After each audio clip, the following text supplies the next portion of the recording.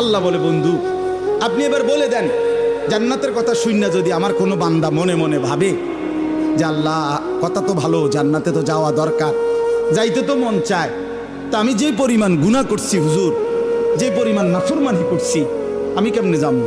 আমার তো গুনাহ অনেক বেশি। তা আল্লাহ বলেন, নাব্বি ইবাদি আন্নী আনাল গফুরুর রহিম।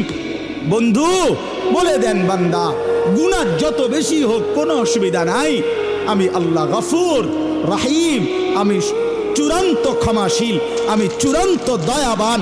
আসমান পর্যন্ত যদি গুনাহ পৌঁছে যায়, কসম আল্লাহর আমি ওয়াদা দিলাম মাফ করে দেব।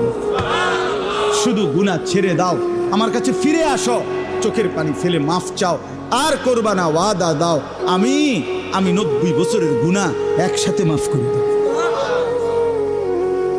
মাফ করে দেব, তোমার জন্যই তো বানাইছিলাম জান্নাত বান্দা, আমি রাখতে দিয়ে লাভ কি?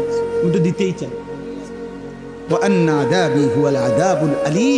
এই সর্বশেষ আল্লাহ বলছে যে হে বান্দা, এই দেখেন কথাটা শেয়াল ছেলেরা তোমরা বলো ভাই শোনো, শেষ কথা আল্লাহ তাআলা নবীকে বলছে, বন্ধু এতভাবে বললাম, জান্নাতের সৌন্দর্যের বর্ণনা দিলাম, আমি মাফ করে দিমু কইছি, হয় ফিরে আসলে মাফ, 90 বছর হোক 70 বছর হোক, আসমান পরিমাণ হোক, এরপরও আমি বলছি গুনাহ যদি ছেড়ে দেয়, আবার নতুন করে যদি আমার ইবাদত শুরু করে, আমি পিছনেরটা কি করে দেব?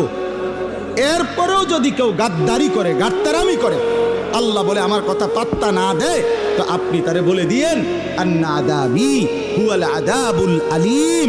এই নাফরমান মনে রাখিস,